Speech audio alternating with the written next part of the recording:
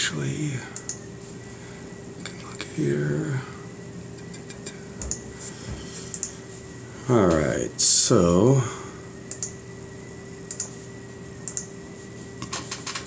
I'm going to send a link to a YouTube stream.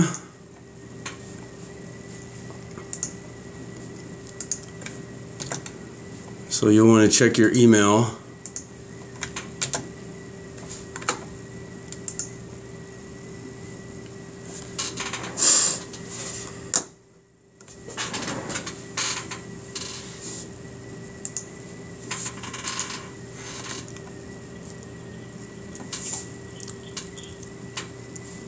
Okay.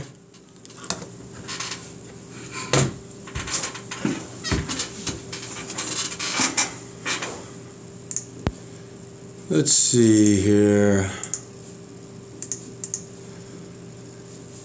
Oops. Let's see who we have on. Yeah, do we have, well, let's see, do we have, so I know Don said that he's on a P1, so he's not here. Roberto, are you on? Roberto, are you on? Wesley?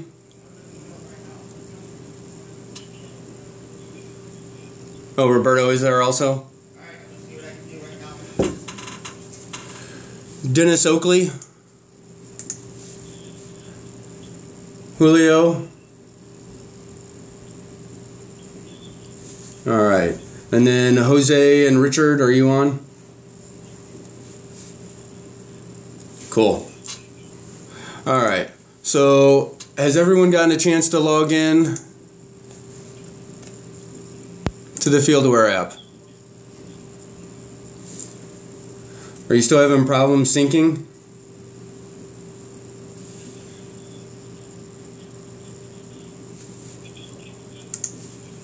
Yeah.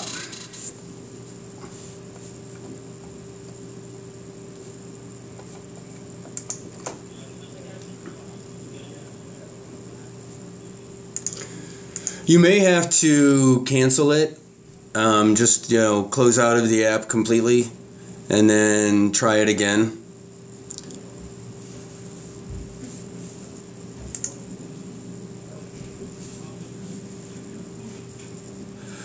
Yeah, my first one did take, but I heard some other people say that it was, if it took a long time, that they were able to cancel it and redo it, and it came back in.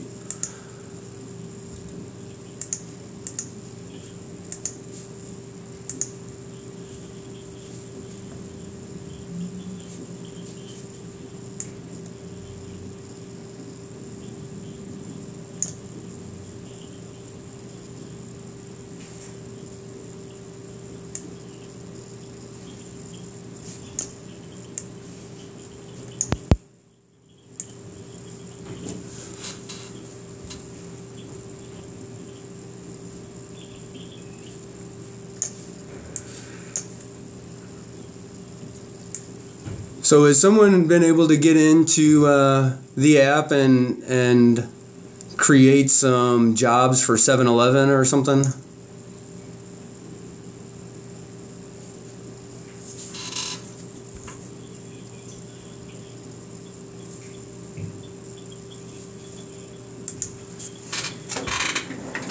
Okay. Has everyone gotten a chance to see the YouTube link?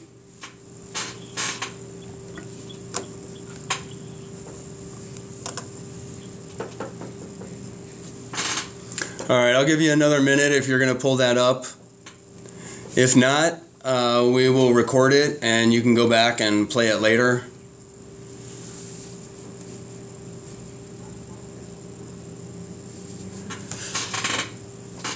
So if you have gotten a chance to pull it up, you can see the screen on my tablet,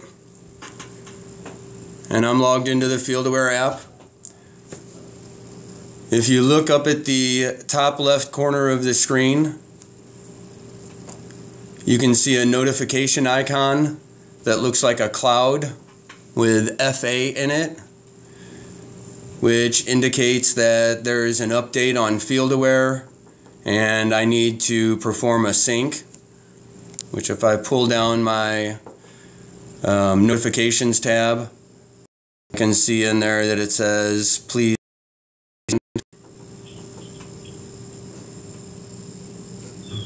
What just happened?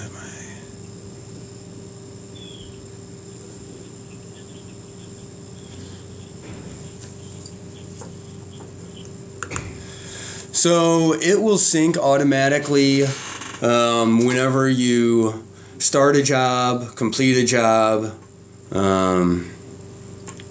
take pictures.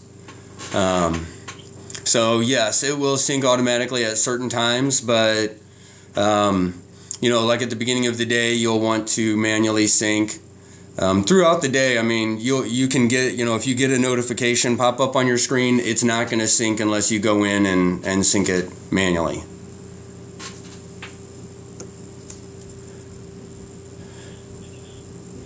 Yep. So now you can see that, so first of all, if I look up here, there's the menu, and I can go in and I can look at my jobs, all the jobs that are listed. The first one is if I have a particular job and I wanted to go back to that one. So I'll start with jobs. And then within the jobs you can see this menu up here. There's a menu up at the top.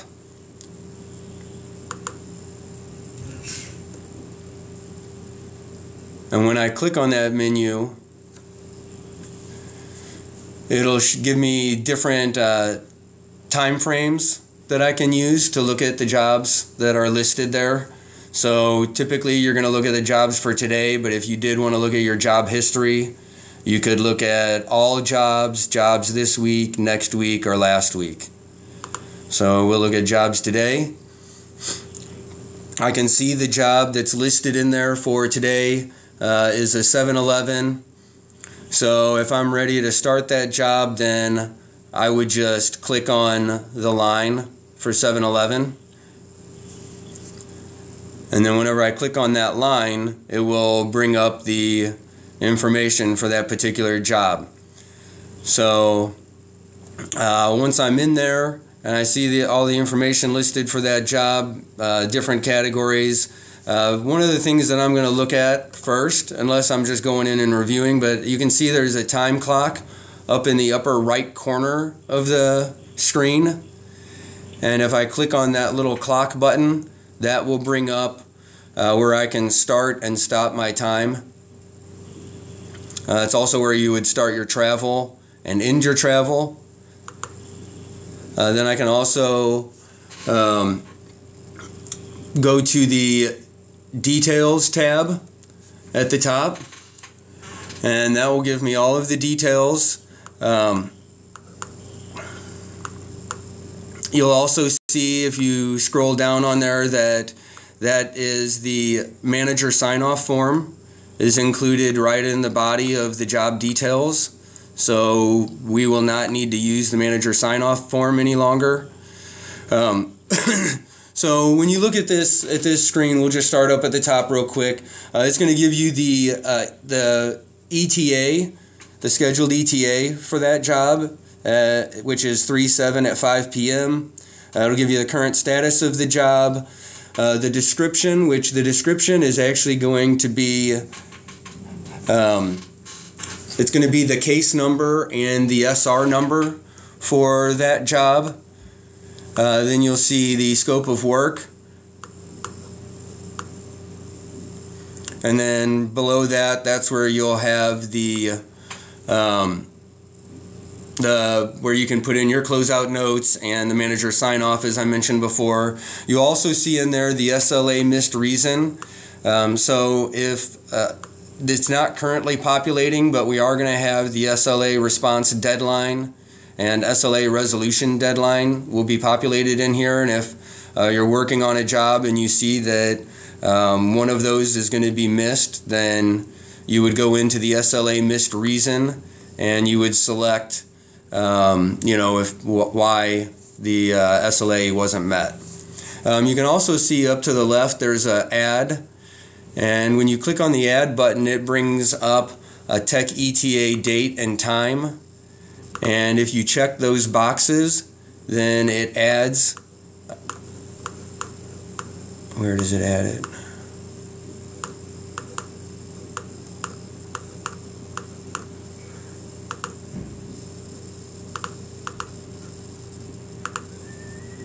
There we go.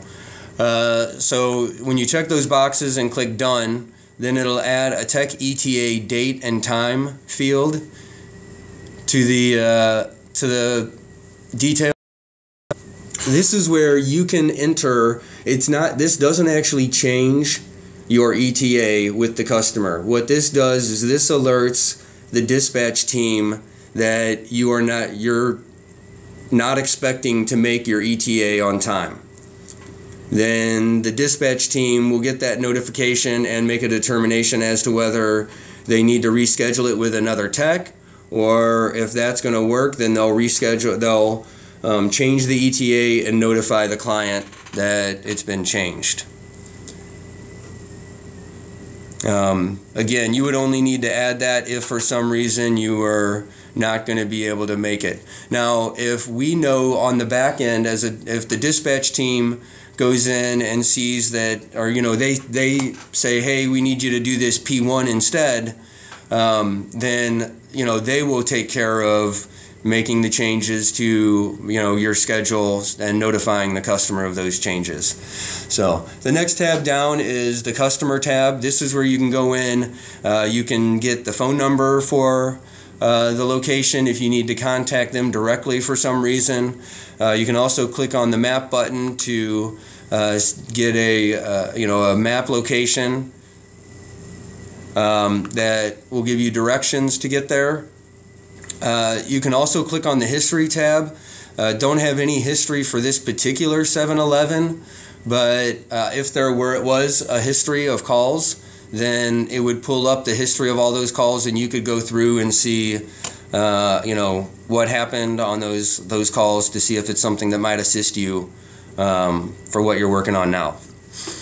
The next one down is crew, and this is going to list you. If you have an assist tech with you for some reason, that would also be listed. Yeah, did somebody have a question?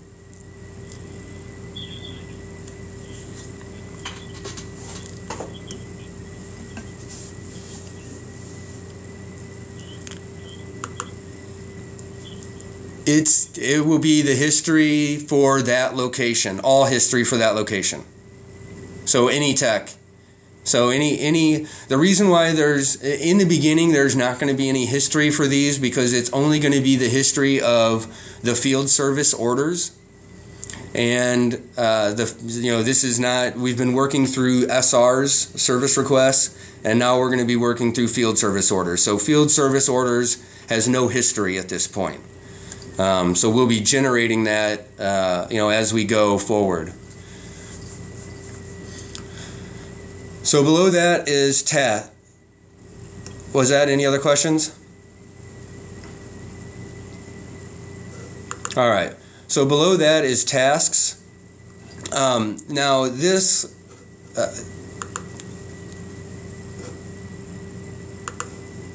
Okay. So your jobs are always going to have a task on there. This one doesn't, because it was created by. It was just because of the reason that it was created. You're always going to have this 500,010 task, and this is what you're going to work off of. So you'll go into, when you're working on the job, you'll go into that task, 500,010.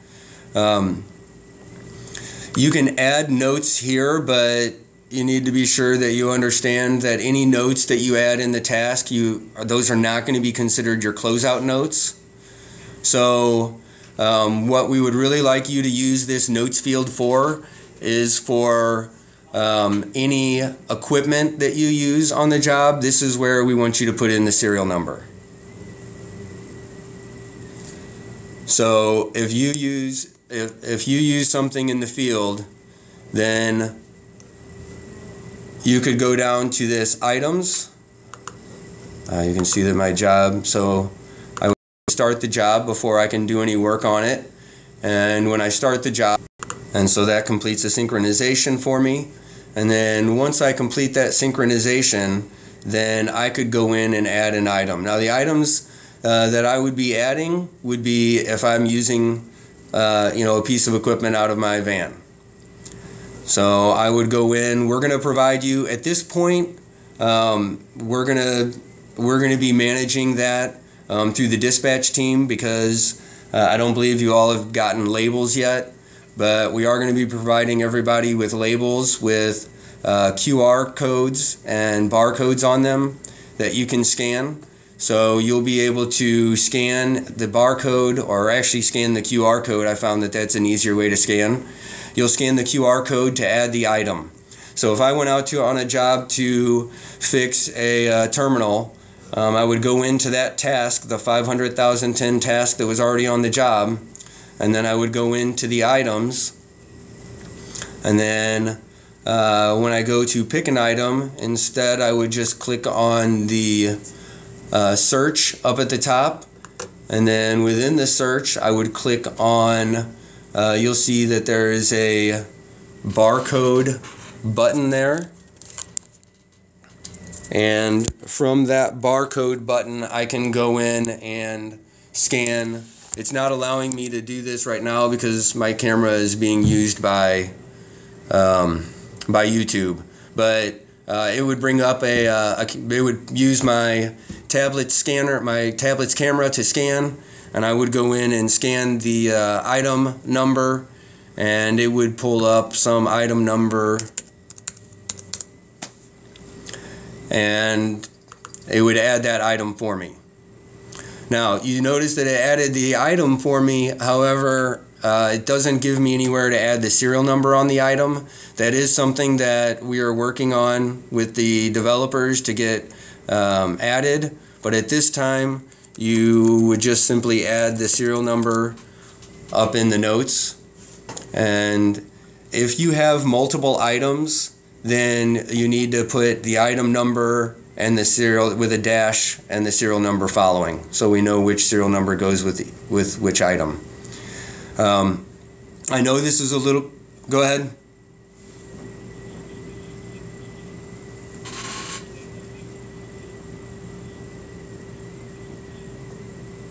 So the label, if you look at that, if you have the labels, you'll see that there's actually two numbers on there. There's one barcode QR code for the item number, and there's another barcode QR code for the serial number. So there's actually two separate codes on there. So you would scan the item number code to get the item added, and then you would scan the serial number into the notes field, which one of the ways to do that, I believe they've been working with the folks that have gotten the barcoded tabs or barcoded stickers, that you can download a keyboard that enables your camera for input. And so you would just select that, and then whenever you went into the notes field, you would change your keyboard to the camera, and it would scan that and pull it in that way for you. So you don't have to go in and type the serial number. Again, if you haven't had to do your inventory yet, then you'll understand a little bit more whenever you go to do your inventory, because we're getting everybody this app to be able to scan. So once you added that and the work was, you had gotten the job finished, then you would go in actually right here to attachments. And when you select it, when you get to attachments, you would go to take photo. If you already have photos that you've taken, then you could go in and select multiple photos. Again, my camera is not going to work right now because of the YouTube streaming, but it would just pull up my camera and allow me to take a picture. As soon as I take that picture, it's going to ask me to put in some notes about the picture. Like I can put in a name and a description on the picture. You don't really have to get too caught up in doing that. And then you'll just hit done. when you hit done, it is immediately going to sync that picture back up to NetSuite. So if you're going to be taking multiple pictures, as soon as you take that picture and hit done, it pops up. You can hit, and it starts to sync. You can hit cancel. There'll be a little cancel down at the bottom where it says where it's synchronizing, and you can hit cancel, and it'll stop that sync, and then you can wait until you get all of your pictures taken to do the sync all at once. So once you get once you've gotten your pictures taken and you've gotten your items on there, then you would go ahead and mark that task complete, and then you could go back into the left corner of the screen and selecting that job again. That actually will take you back to the job details page. Form with the manager. Making sure this top, agree with on-site, off-site times, that's a true false. I'm not sure why it came through like that, but you need to make sure that you put something there. So if you leave it as an F, then the manager is saying that they don't agree with the times that you say that you were there. So please be sure to catch that one as well. And then go ahead and complete all of the other boxes by simply just selecting them to turn them on or off, which is yes or no, on being yes, off being no. Again, so let's pull that up real quick.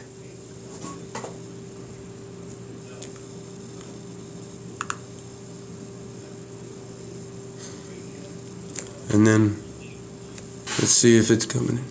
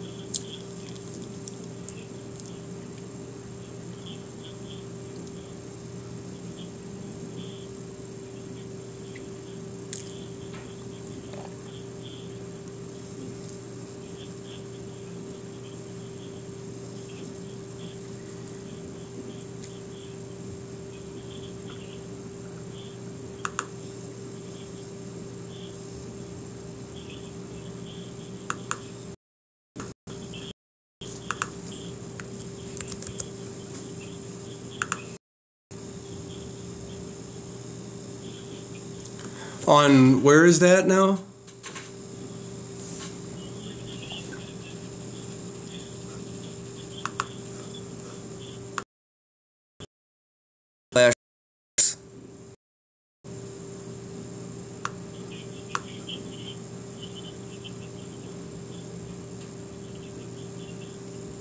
Right?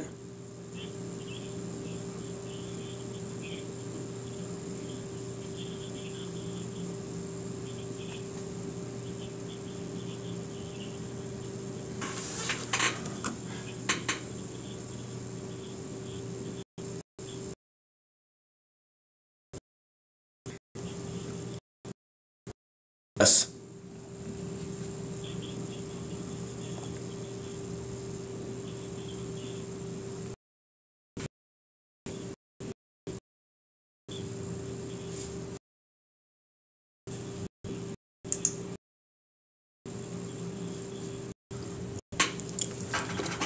Do this, mailing you labels all the time. So,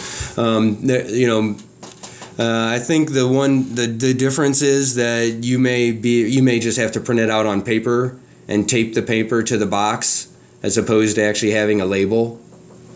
But you've got to be able to print out the labels. You got to be able to print out the labels yourself.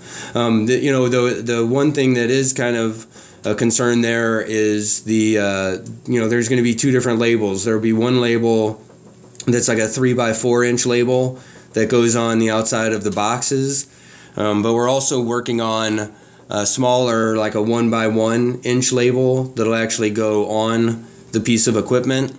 And that's something that we'll have to figure out how we would handle in the field. But yeah, we'll make sure that there's a way that you can do that.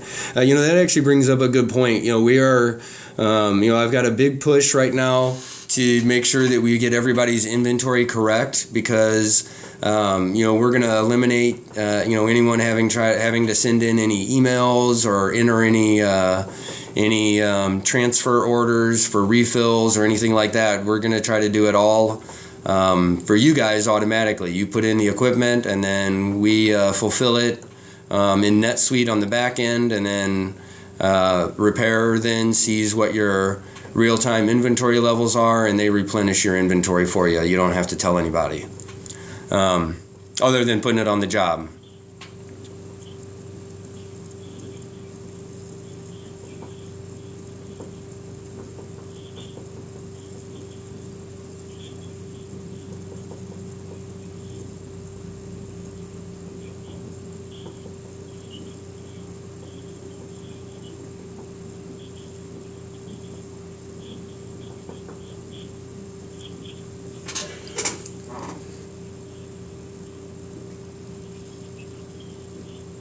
No, well, that's because my understanding is that everybody was going to everybody was keeping all of the equipment in the boxes because there was no shelving in the vans.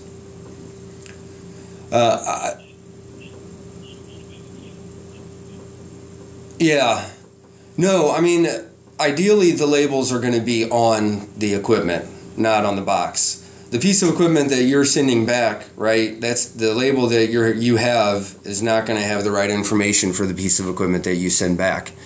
May not be the right item number, definitely isn't going to be the right serial number. So the label doesn't need to be on there for the equipment that comes back. It's just to help you.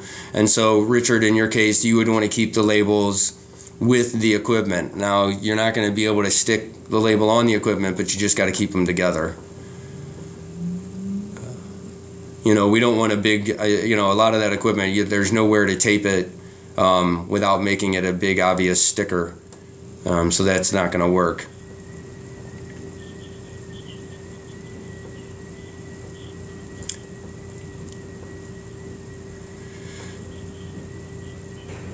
The stickers are going to be, they're definitely going to be affixed to the part. But we don't have, that's the 1 inch by 1 inch labels that we're still working on. So in the meantime, we're just going to use these labels to keep track of our inventory. And obviously, if you've got them, you want to use them because the barcode scanner makes it a lot easier to pull up the item number and put in the serial number so that you don't miss anything. But either way, you can do it manually or you can do it with the camera. So everybody should sync up. This is going to be a work in progress. So I would like for you all to please still continue to check your vendor app for your schedule as well. But we are going to be running out of the FieldAware app. So if you see something through the RTG vendor app that you've been using, if you see a job on there and you don't see it in FieldAware, please notify dispatch so that we can get it added in FieldAware for you to run the call. Dispatch is having to do duplicate work right now because we're gonna make it as easy as you guys as possible. So all we want you to do is just check the vendor app to make sure that all of the jobs on the vendor app are in the FieldAware app, and then other than that, you're gonna run everything out of the FieldAware app. So when you get in first thing in the morning, you'll synchronize. Then when you synchronize, you'll go into that job screen where you can see the listing of all your jobs for the day. I haven't gotten into all of it, but it actually, you can even build your routing through FieldAware. But since we are making the assignments, we will build that routing for you. And then you'll go through and you'll just do your jobs just like I showed you today in the FieldAware app. Then on the back side, the dispatch team is having to still put everything in the SR and in FieldAware, and then whenever you close everything out, they're having to copy all of that information back into the SR so that our clients can still see all that information on the portal. So there may be some requests for information where you say, hey, I've already completed this. It's in, I completed this in FieldAware. That's all you really have to do is just let them know that you completed it in FieldAware, and they'll take care of going in FieldAware and getting all of your closeout information. We do have Jose and Richard have been using the app for a while now, so they are gonna be your assists in the field. So if you do have any questions, you can reach out to Jose or Richard with respect to how the app's working, or any pointers that they may offer you. You can also reach out to me, Todd. I'm taking close care of this project, so I want to know right away if anything is going wrong so I can get in and get it corrected for you. The one other thing that I have to mention is you must keep your GPS location turned on at all times while you're using the FieldAware app. Now, on your days off or when you finish your last job, you can turn off your location. But when you're scheduled to work, go ahead and leave that on. The FieldAware app, it has to have that location on in order for it to work correctly. So, it's important that it's on. But I will tell you that as long as it's on, your tablet can be tracked. So, when you're not at work, don't leave it on, unless you want to. Does anybody have any other questions?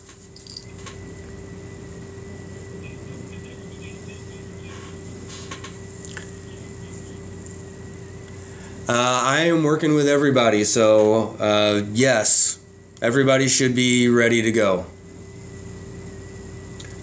by tomorrow, let's say. I'm still working. I'm going to be in tonight to work with the overnight folks, and I've worked with the day people today, and I'll be with them again tomorrow.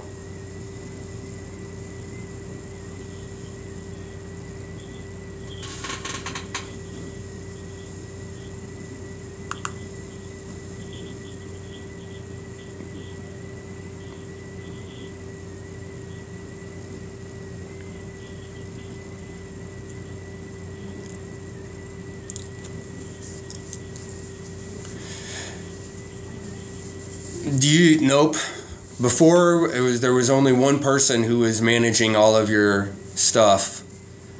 Amanda was managing everything, which is why at one point I was like, we can hold off for a minute until we're ready to go. But I'm glad that you kept going with it, Richard and Jose, because it's been helpful.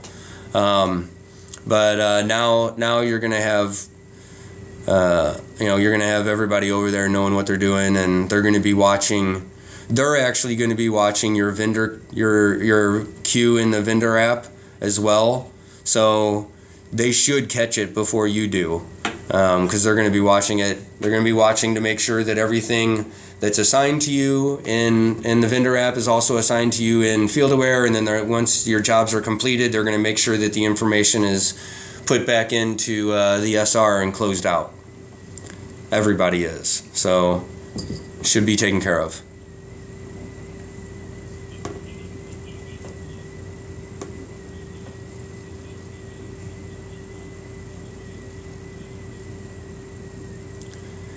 No, you should not. Nope.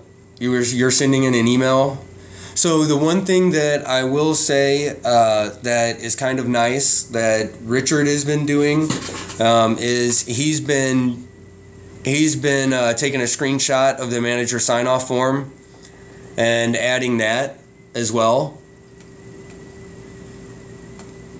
So when I went into that, adding attachments, and instead of selecting camera, I said I could have chose select photo, and then I can go in and select the screenshot that I took of my manager sign-off sheet. So you don't really need to do that, but I mean, the reason why that's been helpful is because if you miss, that's why I was also emphasizing, if you miss one of the buttons in the details section of the manager sign off, then we can go back. You guys are so comfortable with using the editable PDF version that, you know, until you get fully comfortable with the manager sign-off form, you can still do that just to make sure that you're getting all the information back to us. Not required.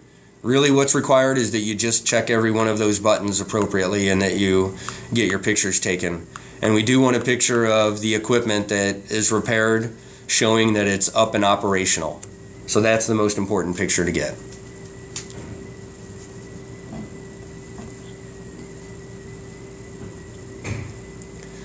Any other questions?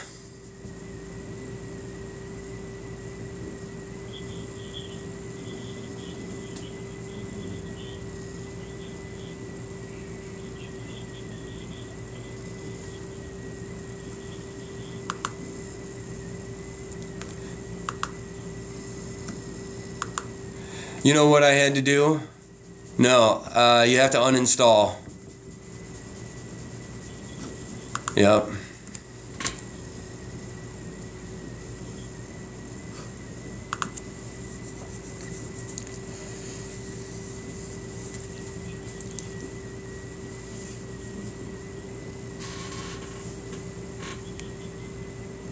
Yep. Once you're logged in, you're logged in. The other thing is that you can't be logged in on multiple devices. So, you know, that was one other thing is I started using it on my phone at first, and then I wanted to put it on my tablet. Well, I had to uninstall it on my phone before I could put it on my tablet.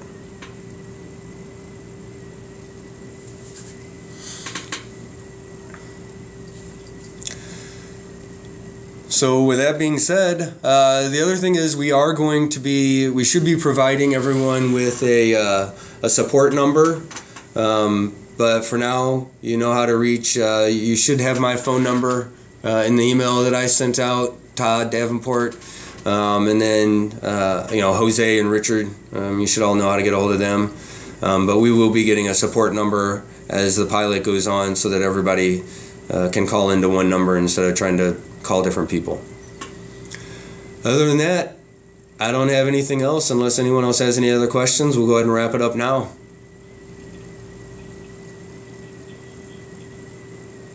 All right, thank you everybody. All right, bye.